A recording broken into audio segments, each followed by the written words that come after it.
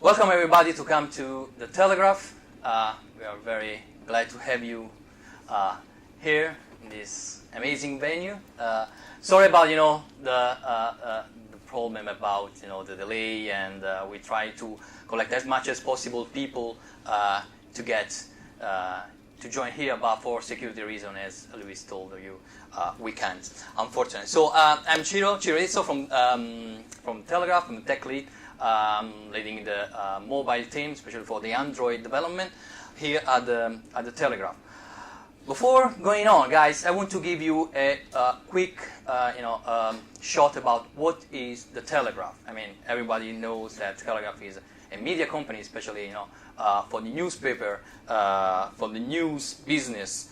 But let me give you this shot about the latest achievement we did, and especially for the this year we are celebrating 162 years, running the company. So as you can see, 162 years old company in the media business. We're covering almost many channels. The printed edition, of course, the digital edition, the mobile edition.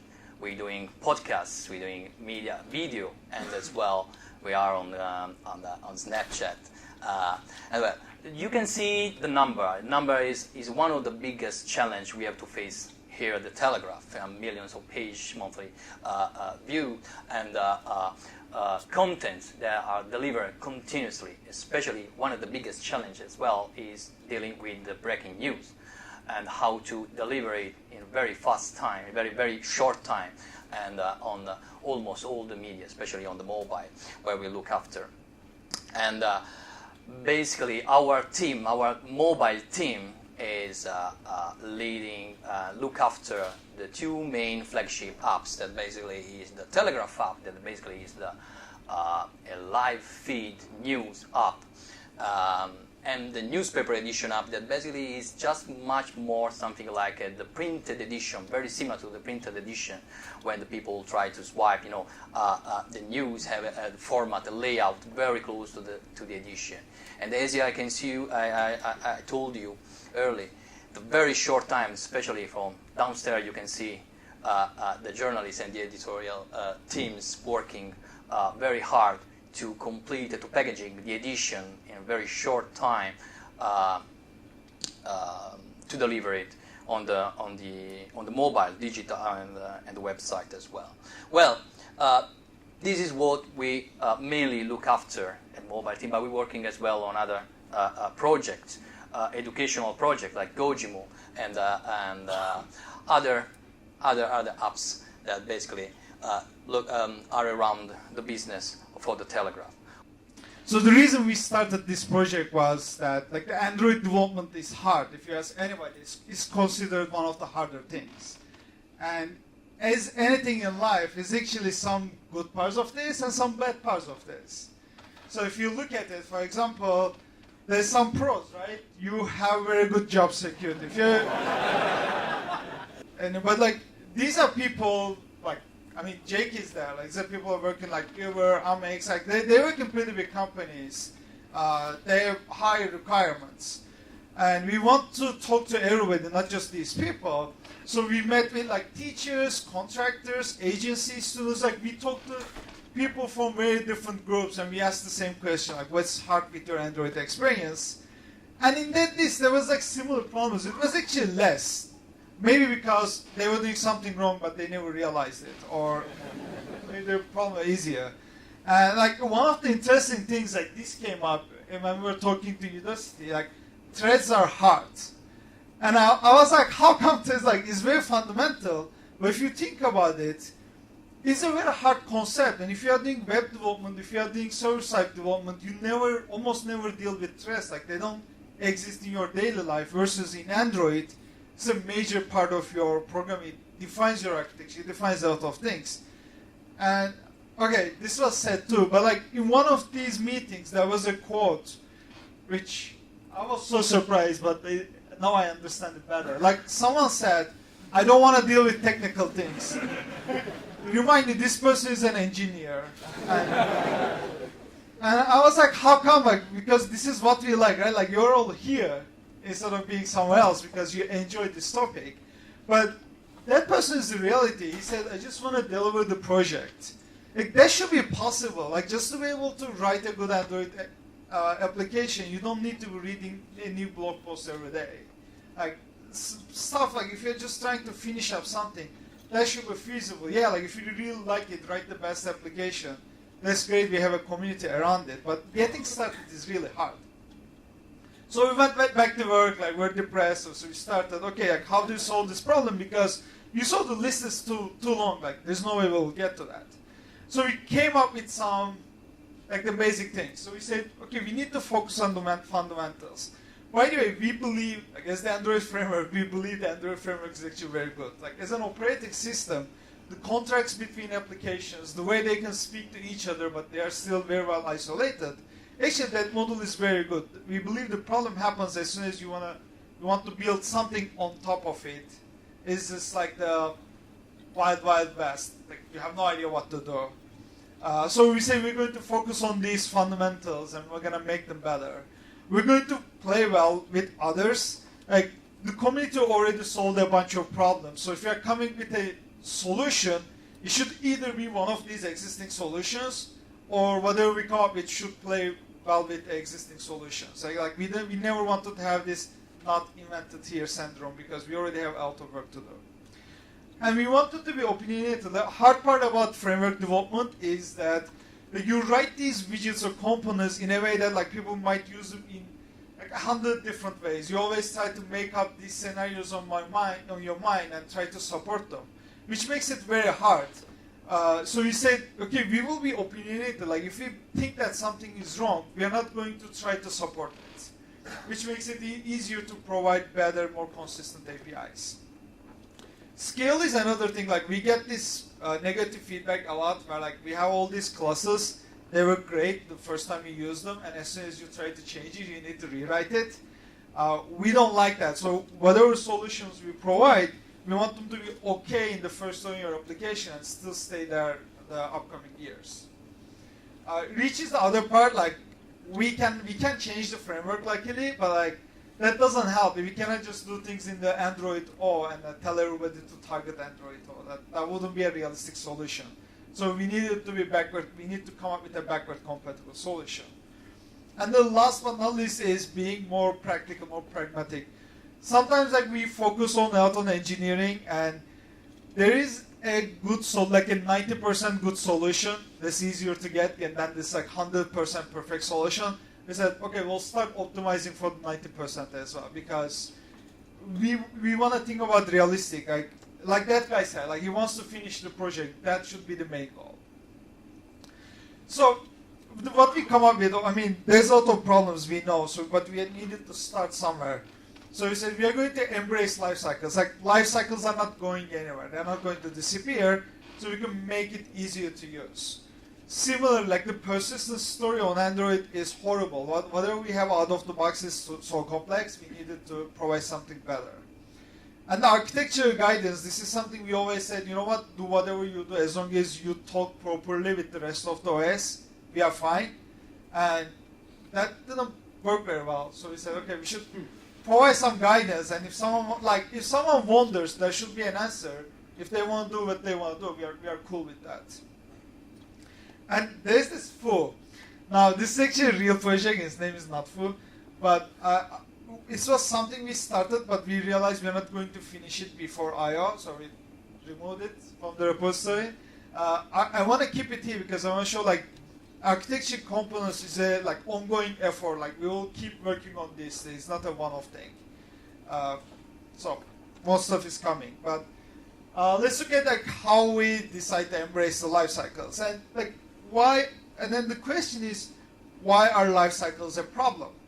And to understand that, if you look at where people start development, like many people start developing on the web, and like to get started on the web is super easy. You just take a file, change the extension to HTML, you can open it in your browser. It's very easy. On Android, I mean, as long as you can like wait for Android Studio to download everything, you just hit next, next, next. Like getting a hello world is also reasonably easy in Android Studio. It just takes time. But like, if you want to fetch and display some data, which is like next thing you will try to do, it's still very easy on the web. On Android, it's quite tricky. Like, this is what I'm talking about. Like, I'm not saying this is good code, but this is the code you write for the first time you write this. Just makes an AJAX request, sends a URL, whatever the response comes, just puts it inside the div. Like, and works very well.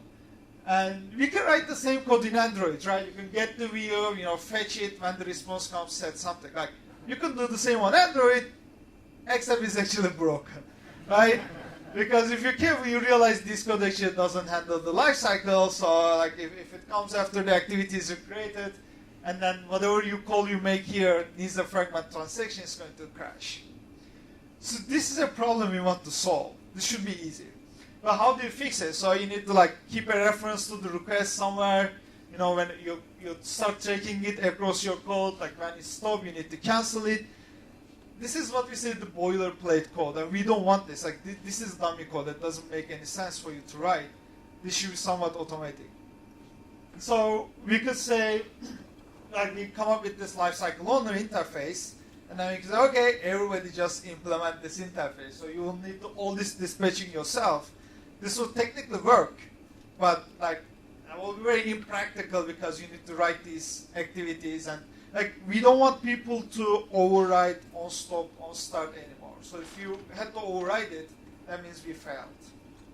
And then we want to make the hard things possible. Like, what's the hard thing? For example, there are libraries like Conductor, where like they don't use fragments. They have a fragment replacement library, and for this reason, it should be possible if you have your own fragment library, you should be able to implement this interface as well. So like you just say I implement lifecycle owner, and then use the other class we provide. Now this is work. This is not an easy work. Like the library owner needs to do this, but it's still doable. And then everything that works with this lifecycle interface start working with that library as well, which makes it really nice for the platform.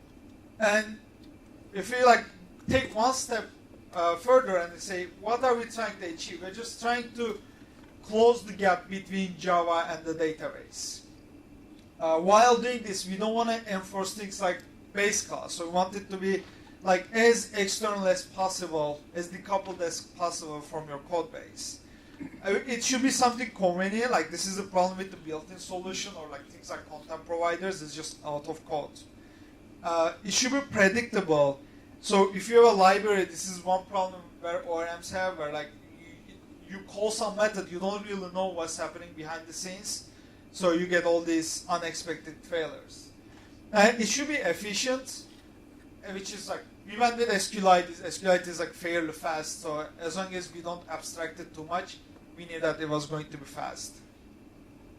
So, okay, and then the size actually really matters in this case. Like we couldn't ask everybody to ship a binary with their applications that's going to add like another couple megabytes, because things like the next billion users, these are very important things. Users are very important. So keeping the size of the library small is actually an important thing for us. So, and then the question was, okay, people want guidance, but do they really want us to pick one of the, like any of these? Should we tell people to use MVP or clean architecture or Viper, whatever? Like, this was one of the questions, and we couldn't agree. Like we discussed about this, we couldn't agree on a solution, because like if we tell people, you know what, go ahead and use MVVM. First, it will be very easy to explain. Like there's a well-known architecture pattern. We wouldn't need to spend too much time on that. And then for the average developer, this is actually great, because like everything is set in that architecture pattern. They will just follow it. It will be much easier. But this comes with some disadvantages. Like first of all, we all know that there's never like such this great architecture. It depends on your use case. All these solutions depend on your use case. So it will be bad for many cases, or it's really against the open structure of Android. We don't want to force people to use something while we already know it's not necessarily the best. And like you could easily come and argue with me, like I have this use case, you told me to use MVP, but I actually want to use clean architecture. Like I cannot argue against that. But so there was cons and pros, and we asked CAP, basically. So every time we cannot agree internally, we ask them. It's like our marriage council. Like we said, should we pick one of these? They were like, no. Just provide the guidance. Like the value we can add as part of the framework team is things like how your application should behave with the external world.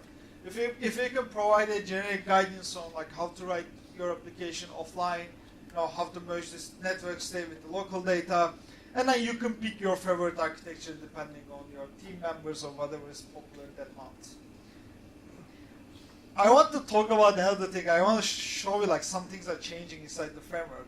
Some pragmatic or practical choice we made in these API reviews. There are no enums on Android, right? So we do everything like this. Like this is an int-def, like all the states are defined as an integer. It's really a flag. It also makes sense. But then the API council came and said, you know what, no, just make it an enum.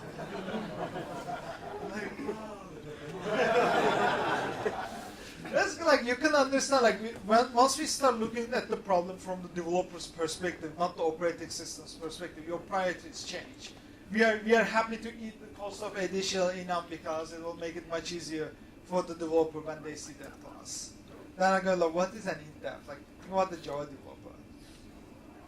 So at I/O we shipped Alpha 1, which I was very scared with. It turned out very well. Like people seem to like it. We did 4 more releases after that, which is quite unnormal for Android. But we want to keep doing these things because we are looking for feedback. Like if you look at what's next, you just keep iterating until 1.0. We want to reach the 1.0, but like reaching the 1.0 means a commitment. So we want to be sure.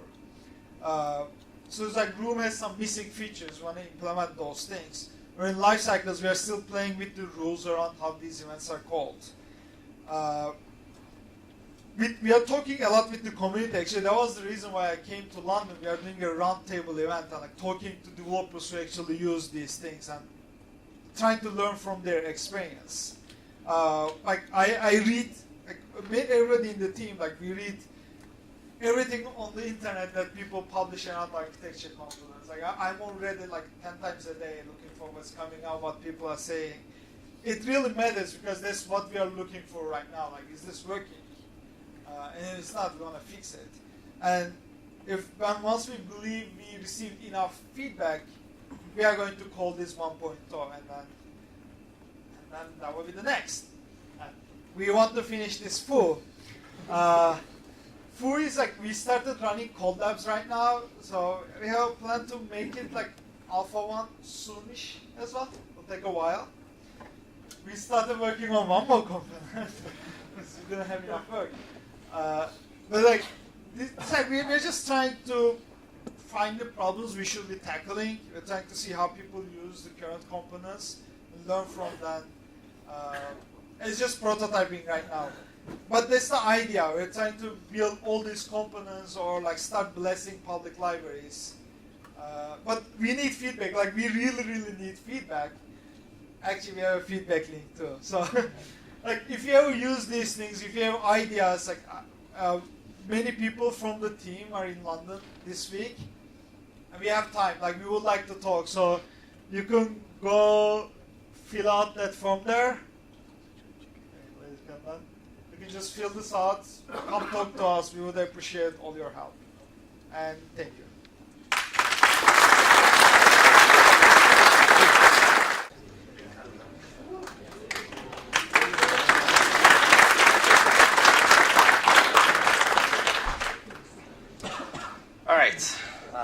So now I'm standing between you and beer and pizza, so I will try and go quickly. I had to submit this talk like 6 months ago or something, and I didn't really know what I wanted to talk about other than it was going to be something about Kotlin. And I didn't really have an idea of like the story I wanted to tell. And so just last week I kind of decided on what this is, so we'll see how it goes. I'm going to be kind of painting a future. This is not the present. This is not totally accomplishable, the stuff I'm talking about. But within the next year, hopefully this will actually become a reality that we can achieve. And so in order to kind of tell this story about Kotlin, I'm going to use an example. And since I'm unemployed, I'm going to create a hypothetical startup here. And I'm going to be talking about X's and O's, and specifically about tic-tac-toe. So this is my startup idea. I'm going to create the best tic-tac-toe app.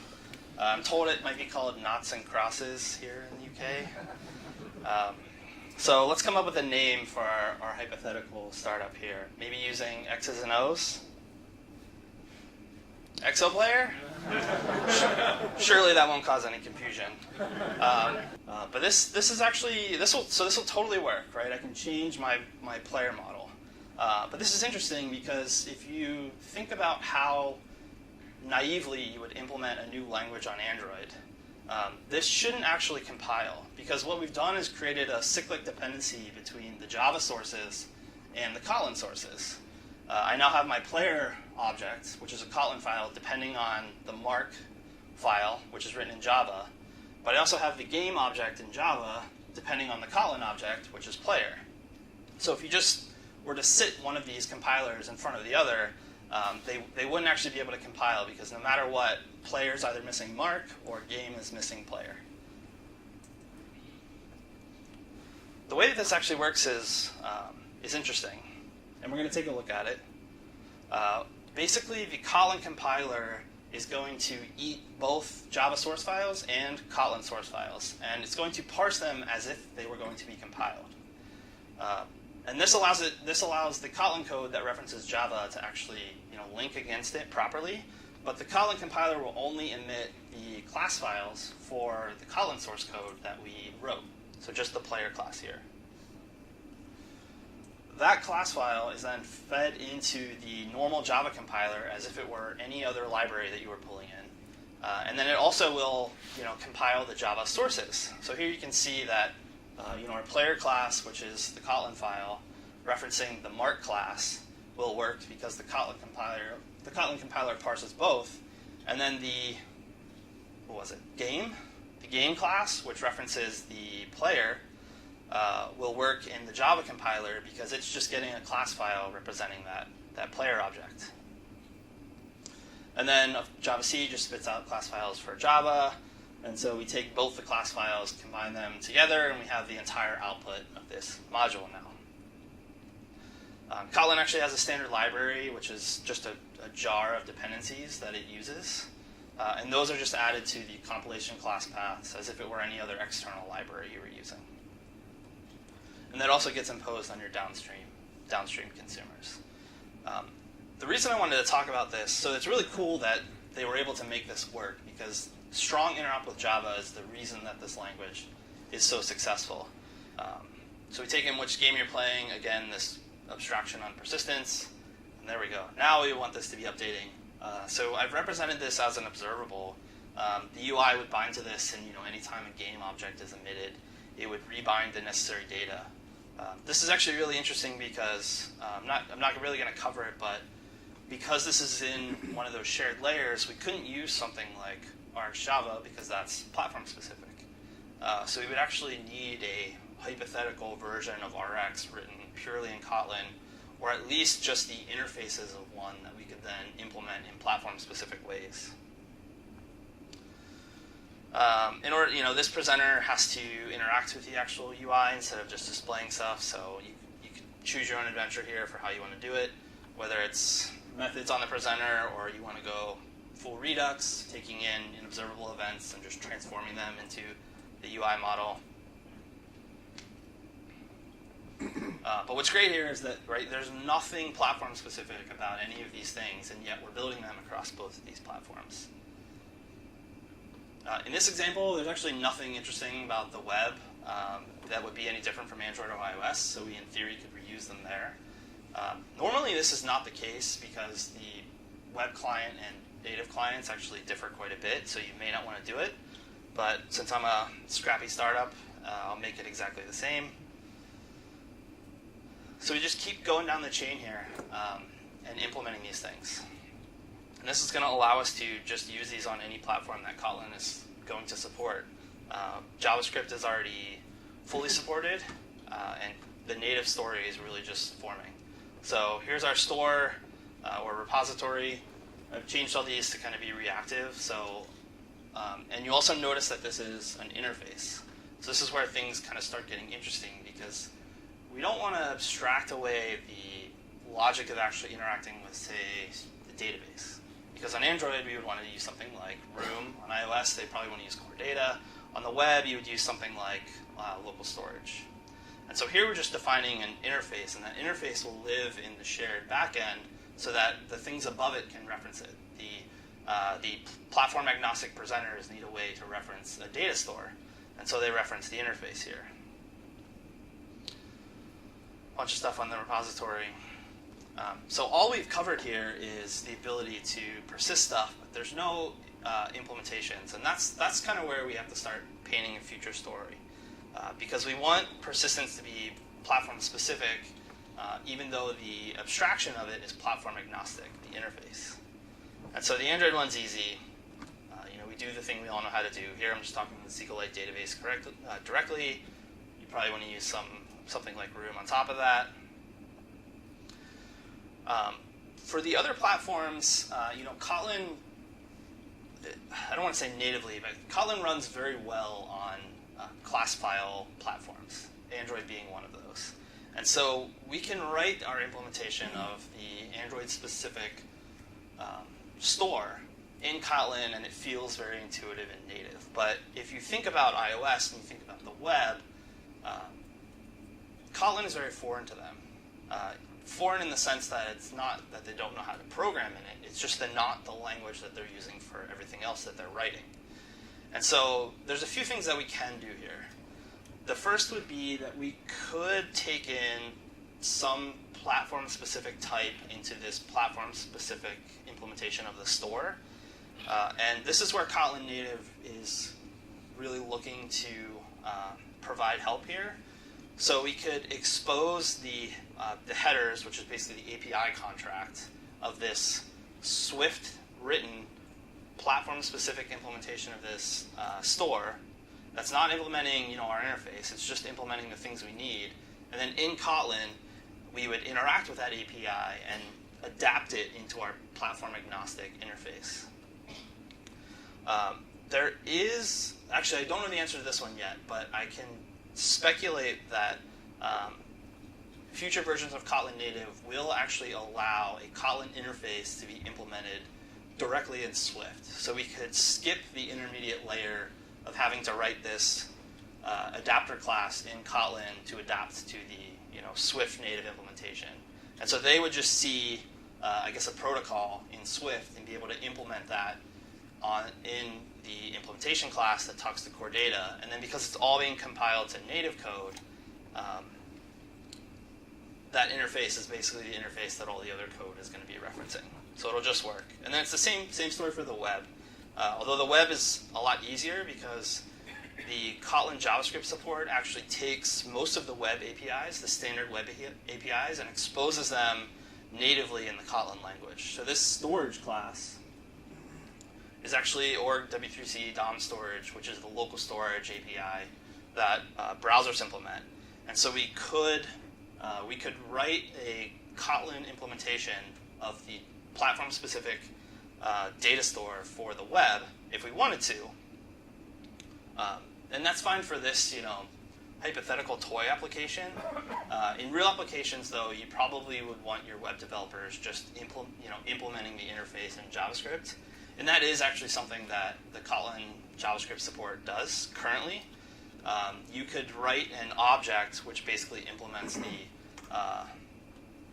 the game store interface in JavaScript or TypeScript directly. So you don't even have to know that everything above that, the view models, the presenters, and then the interface that's platform agnostic, you don't have to know that that's really coming from Kotlin.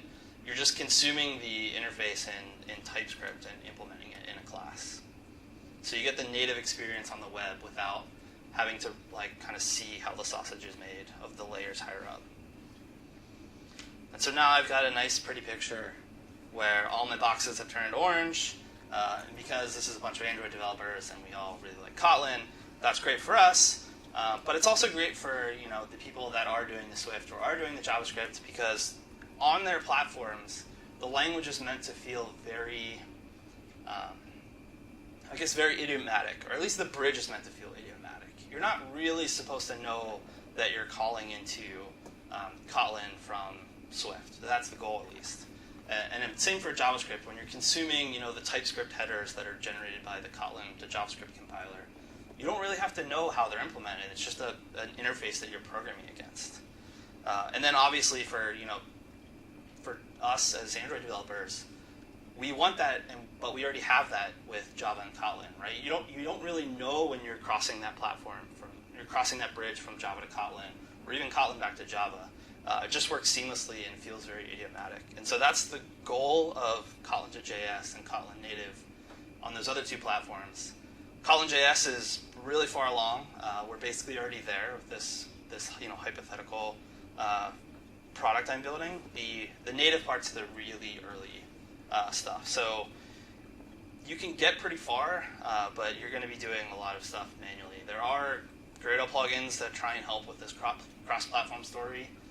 And again, the Android, the JVM, and the JavaScript stuff is already working fairly well. It's just the native side that's really going to take about another year before it gets to the point where this is something that's viable. And then all that's left on this is really the front ends. And what's great is that because this interop story is so strong, on each of the platforms you just do the normal thing. So in Android, we just write, our view class, and I'm just an Arch Java consumer of the view model, and then I just, do the boring thing of binding data to the views. Swift in iOS is still a bit of an unknown. Also, I don't know anything about writing iOS, so I didn't even really attempt this slide. But because the native support is just really early, I couldn't get far enough along to even try and guess as what it'll look like, but it should be the same.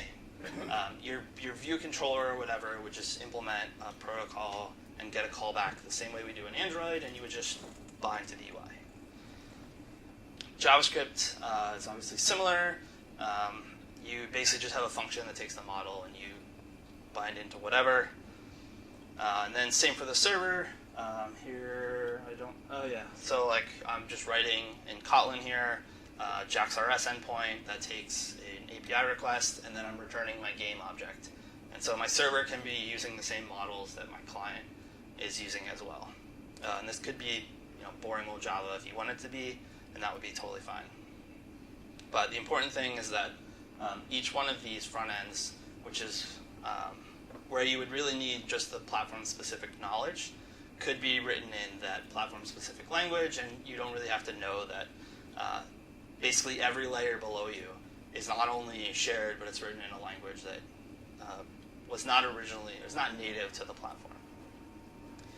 And so, like I said, I'm trying to paint a very pretty picture here of a future that I hope exists in about a year. The Android, obviously Android is already leveraging Kotlin. We basically have been able to do this for years because we're a class file language, and class files were a first-party compilation target of Kotlin since the beginning. The JavaScript stuff is almost perfect. There's some rough edges, and if you're using TypeScript, I would say that's the best interaction. The native stuff is super early but promising. It definitely works. The biggest unknown is how you consume it from Swift and how you consume Swift, and also the memory model story around allocation is changing. I don't think they're really set on what the final version of it will be. And of course, if your server is a JVM language, you can already use it. If it's a JavaScript language, I'm sorry, but you can already use it as well. And if you're using something like Go or Rust, in theory, you can use it, but again, that would rely on native, so we don't have a good story of what that looks like. But the idea here is that I don't know if you would do this. This is a much harder sell for existing products. You have to get buy-in from 4 different teams. You have to migrate to architectures and abstractions between these layers that are all similar across the products before you can even start sharing code. And then, of course, you have to figure out the tool chain part of it. Surely every platform is using a different build system, and figuring out how to share this code is something that will be a challenge. new products, though, or companies that are starting to build new things, not now, but maybe in 6 months or a year, with any luck, this will look like a very compelling story by then. We'll have examples and hopefully success cases that we can point to. But again, it's something that is trying to solve what I guess has been one of the holy grails of development, which is being able to share code across platform. And all the existing solutions have failed in different ways, either not feeling idiomatic on the platform, completely abstracting away any of the important native components. And what this should be able to give us is something that does allow for that holy grail part, which is the core code reuse. But it's not throwing away the important bits of each platform, the things that make them unique, and the parts that you actually want to implement in the platform-specific language, the views in Android, Swift, and whatever web framework of the week is popular, and then, of course, whatever your server developers are using. They don't lose that ability to have their platform and control it. They just gain the ability to have shared logic and shared models and shared presenters for free, such that you never run into those situations where platforms disagree on logic or rendering or what goes in particular views. And so with any luck, this will be something that we can actually start using. And this has only been a semi-hypothetical talk. I've actually started, this is not actually what I'm working on, but I do want to actually build this just to kind of prove it out, because I think the Kotlin to JS and the Kotlin native story, it's interesting and it's appealing, but it doesn't have a real good large-scale example of how powerful it actually can be. And I think having something like this, it's trivial for a reason, because I actually want to be able to finish it. I think having something like this that actually will show the benefits of being able to have this level of reuse, and also show you that you don't lose the the important bits of each platform when you're accomplishing that reuse, is really important to actually sell it to larger and larger teams and actually get it out there and get people using Kotlin in this fashion. That's all I got. Thank you, guys.